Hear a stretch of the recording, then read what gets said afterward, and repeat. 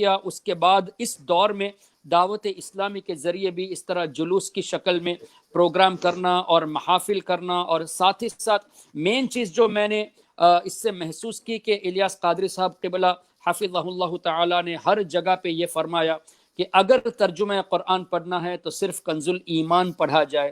یہ سب سے بڑی ایک خدمت ہے، اس لیے کہ ظاہر ہے اعلیٰ حضرت کا ترجمہ قرآن آپ پڑھیں گے تو عقائد اہل سنت میں مضبوطی ہوگی. دیگر جو تراجم ہے جہاں غلط ترجمے وہابیوں نے، دیوبندیوں نے، اہل حدیثوں نے کیا، ان سب کا رد ہوگا اور اعلیٰ حضرت کے ترجمے کے ذریعے ایمان کی مضبوطی ہوگی.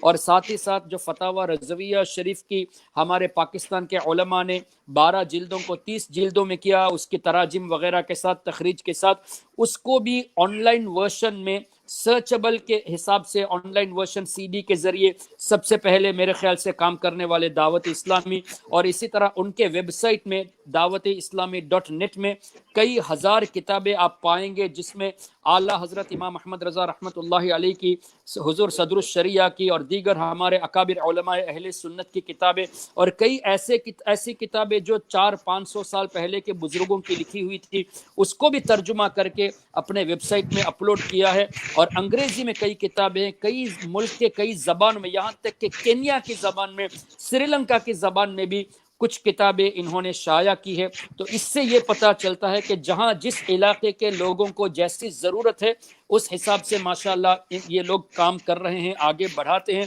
اینڈ آف دا ڈے جو پیغام جاتا ہے وہ ہمارے امام اعلیٰ حضرت رحمۃ اللہ تعالی علیہ، امام جلال الدین سیوطی، شیخ عبدالحق محدث دہلوی، سرکار غریب نواز، سرکار غوث اعظم، خلفائے راشدین، اور ہمارے آقا صلی اللہ علیہ وسلم کے حدیث، قرآن کریم کی روشنی میں، آیات کی روشنی میں وہی پیغام جاتا ہے جو اہل سنت کی طرف سے ہوتا ہے. تو اس حساب سے ایک بہت بڑا کام حضرت مولانا الیاس قادری صاحب حفظہ اللہ کے ذریعے اللہ تعالیٰ لے رہا ہے.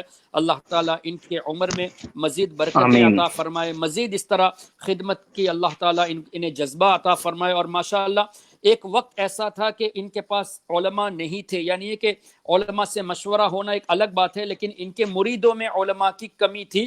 لیکن اس وقت ہزاروں کی تعداد میں علماء ہے، اور ماشاءاللہ حضرت میں عاجزی اتنی ہے، اس لیے کہ میں نے خود ان سے میری بہت پہلے، کئی سال پہلے میری ملاقات ہوئی ہے، یعنی میں نے ملاقات کا شرف حاصل کیا اور کچھ دیر گفتگو کا بھی شرف حاصل کیا.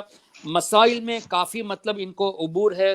بہار شریعت کے تعلق سے کوئی بھی مسئلہ پوچھتے تو بہار شریعت کا حوالہ دیتے، یعنی اتنا ازبر ان کی ذہن میں.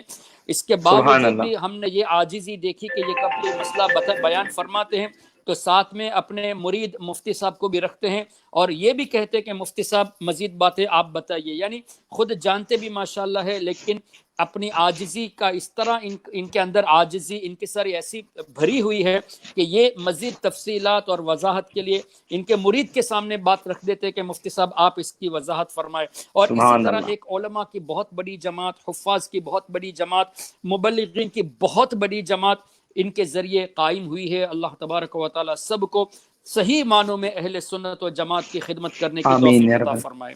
آمین.